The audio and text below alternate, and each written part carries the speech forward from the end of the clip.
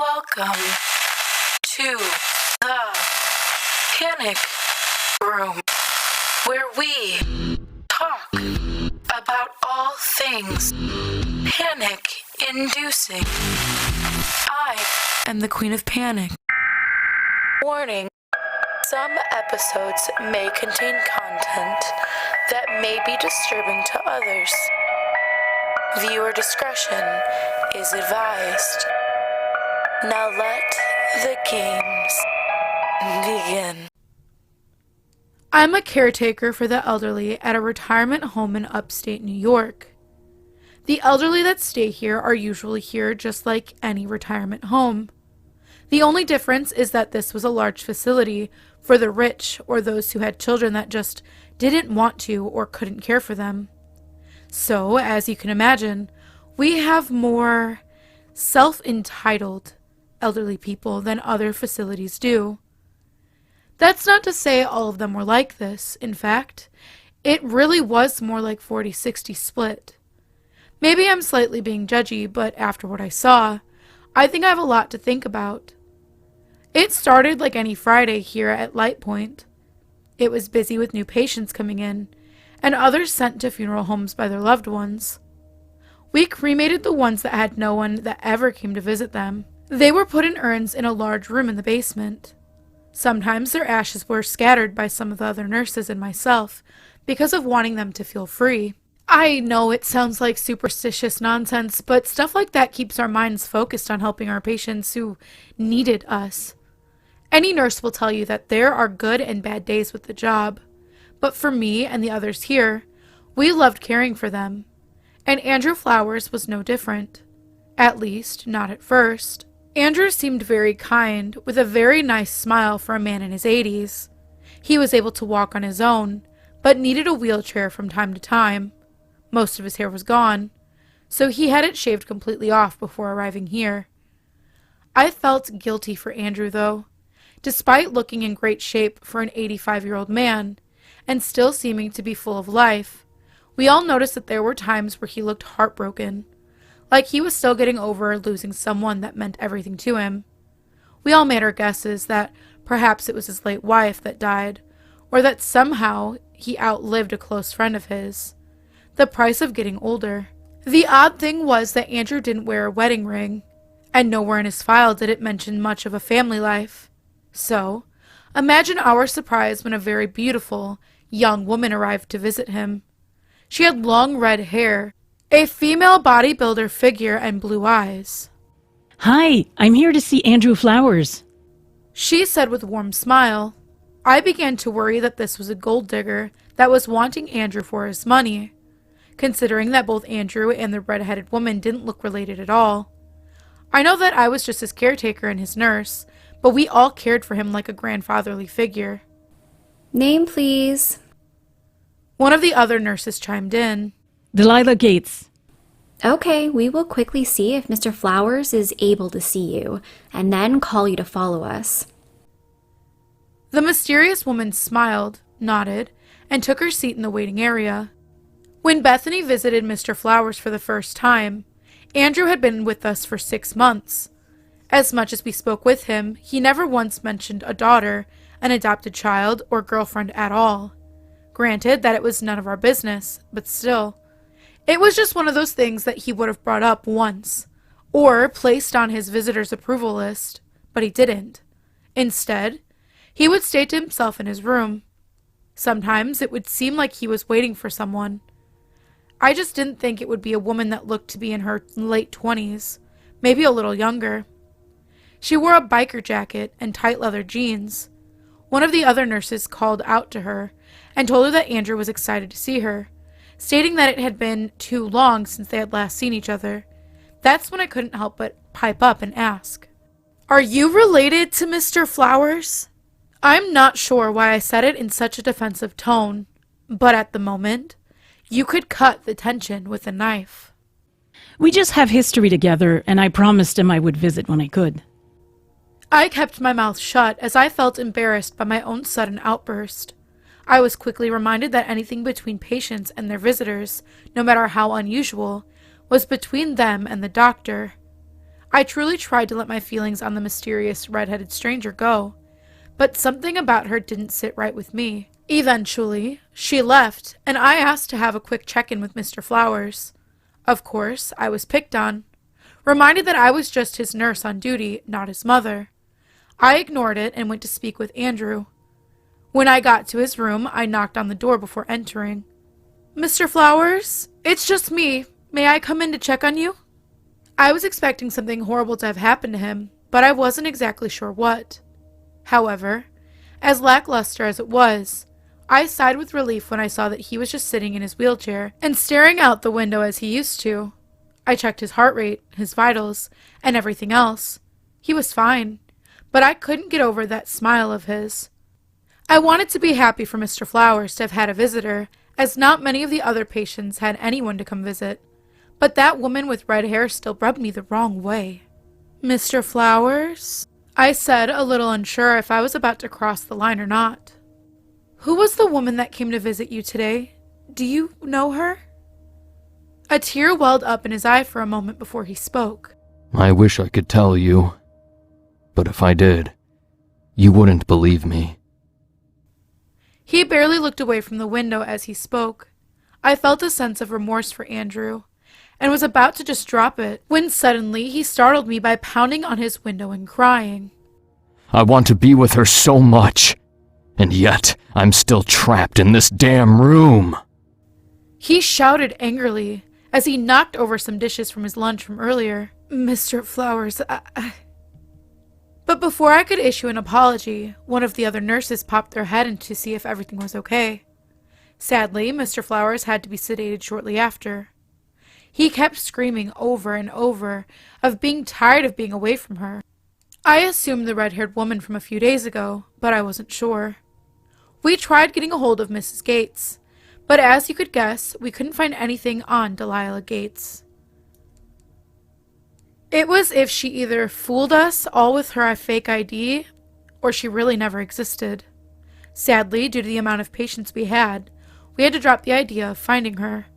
The nurses that cared for Andrew as much as I did were down because of it. We really did want to help him because he really was one of the best patients the hospital had. He made us laugh after dealing with losing the life of our other close patients. He listened to us when we had a bad day. And he was even nice enough to volunteer to help train the newer nurses to draw blood. This wasn't to say that our other patients weren't as great or memorable, but there was just something about him that when he entered the room, it felt brighter here in the hospital, and it felt dark and gloomy when he became depressed, thinking of the mysterious red-headed woman again. I arrived a little earlier for my shift than normally would because it didn't make sense to just wait around in the parking lot with my favorite coffee. I relaxed a bit in the break room, or I should say that I tried to relax. My mind went immediately to wondering if Andrew was okay. It was close to Christmas now, and knowing that some of the patients wouldn't have anyone to visit them made me wonder if she would visit him. Since his arrival, Delilah only visited him during the holidays, missed his birthdays, and barely called him. I decided that I would try to speak to a relative of his and get more information on Delilah. Maybe one of them could solve this mystery for me. To be honest, I'm not sure why I grew more protective of Mr. Flowers whenever she was around. She was a nice woman, and whatever relationship that they had was none of my business. I started my rounds the second that I was permitted to clock in. I just thought my mind could use a break before going ahead with my plan to make the call. It would be against hospital's protocol, but something just didn't sit right with me, and as cliche as it would soon become, I would find out why. I just happened to pass Mr. Flowers' room. His door was open, but he startled me as I wasn't meaning to glance through his room as I walked by. He sat there in the dark and stared directly at me. There was no visible expression on his face. I felt like a harsh, cold breeze rushed into my shoulder blades, and I was unable to move. I wanted to call out to him, but I felt like I couldn't speak. Suddenly, I felt myself in a trance, and I moved against my will into his room. I was startled when the door slammed itself behind me. I felt myself behind me as I saw nothing but sorrow in Andrew's eyes as I heard Delilah speak. Didn't your mother ever teach you about the cat? she said as I felt hot strings burn deep into my flesh as it caused me to fall into my knees. That became too curious? See, it's not so much the emotion of being curious that caused its death. She continued as the strings that I couldn't see wrapped themselves around my neck, stinging as I could hear my flesh sizzling but couldn't move. It's the fact that the kitty kept going right into her death. Stop! Andrew shouted, as I kept feeling the strings traveling along my body, burning deep into my skin, as I was now on my knees. No more. Please. No more. Mr. Flowers started as tears streamed down his face. You finally surrender? This was all it took? Mocking laughter, Andrew stood silent for a moment, and then finally spoke. I really did love you, Julia. I'm so sorry. Andrew said as more tears flowed down his face. I just wanted you back so bad. But I can't do this anymore. The strings dropped me instantly to the floor as I gasped for air. I watched as the mysterious woman glided her way to Mr. Flowers. I was going to try to stop her, but he held out his hand and hushed me. I looked on in shock as she stood in front of him. Her once beautiful skin was now coated in black feathers. As the small light from the moon touched her, giant bat wings broke out and spilled blood all over the room.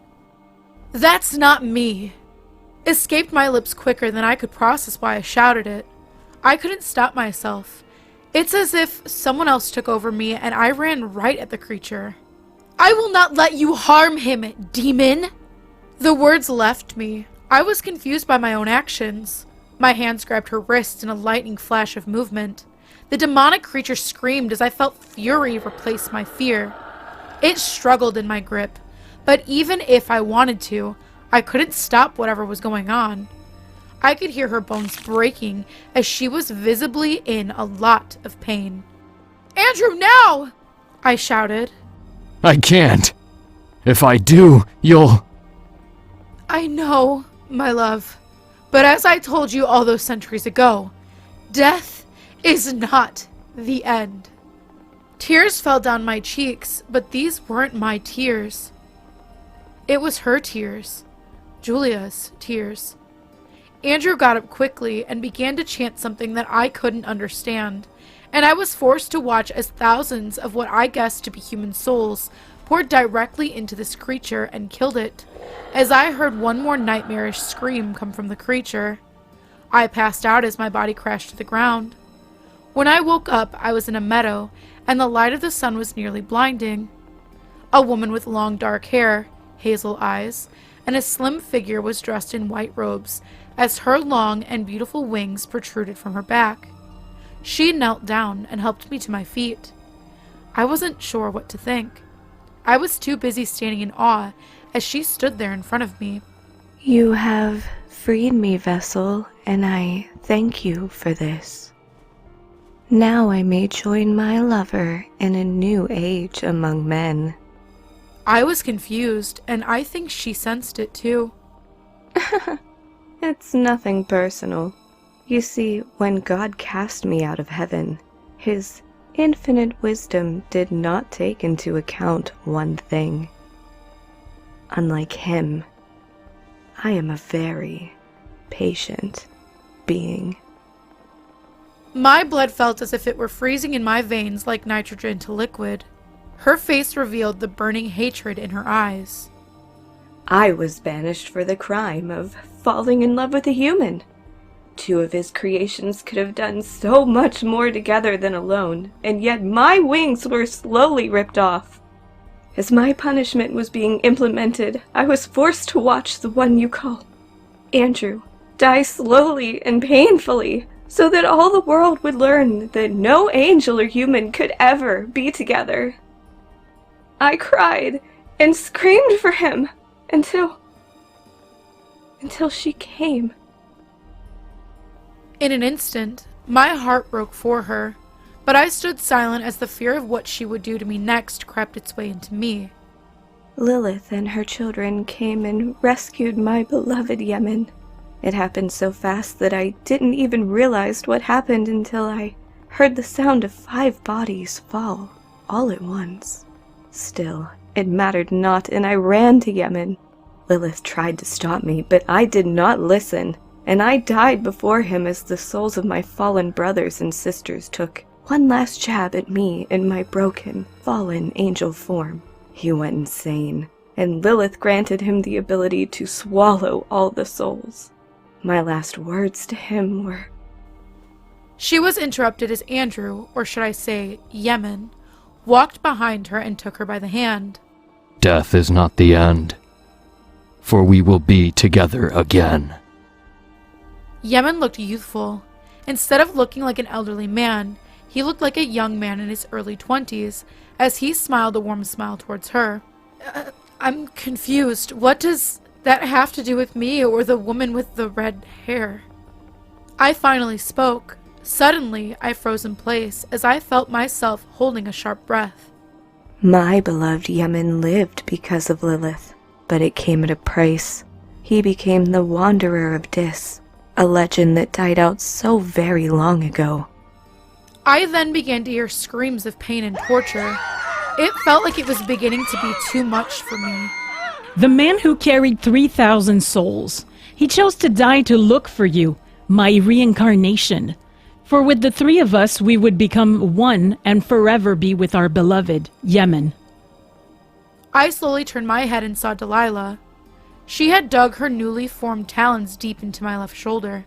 I screamed in pain as I fell to one knee. Delilah looked angered by me. We could have lived separate lives. I was trying to stop her, but you, of course, ruined everything. Delilah said as she dug her talons deeper into my shoulder. Don't be so harsh on her.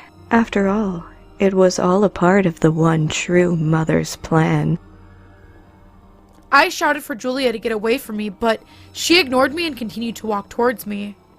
Her white talons dug deep into my right shoulder as I screamed in agony, and I felt my existence erasing as the last person I saw was Yemen, smiling sickeningly sweet at me. If you would like to submit your stories, please check out the Panic Within subreddit. I go over those stories that are submitted, and I go ahead and I narrate them. I say go over, but I narrate all of them. So if you're interested in something like that, go ahead and take a look in the description, and you'll find the link there. We also have a Discord. You can come and hang out and get spooky with me and other narrators. We post new content, up-and-coming videos, promotions, and we also just hang out and chat, and you can come and hang out with us there. If you're interested in that, link is also in the description below. And last but not least, if you are interested in doing a collab with the King of Panic or myself, you can absolutely reach out. If you're another creator, you can do one on our channel, we can do one with you. We are completely open for collab as of right now. Looking for new stuff to do and very excited for anybody who reaches out. The best way to do that is through Twitter or Discord. I do check Instagram and I will get back. It just might take a little longer because I'm super bad at that, but I've been trying to be better. So if you do reach out there, even if it takes a couple days, I'll be there. But like I said, we're excited. So please definitely reach out and we're looking forward to it. And as always, thank you for visiting the Panic Room. You have successfully made it to the next portion of your tour. Please stay tuned for your next prompt. Click the like button and subscribe to receive notifications for when the next portion of your tour is ready to join. Thank you for watching. Don't let the panic drown you.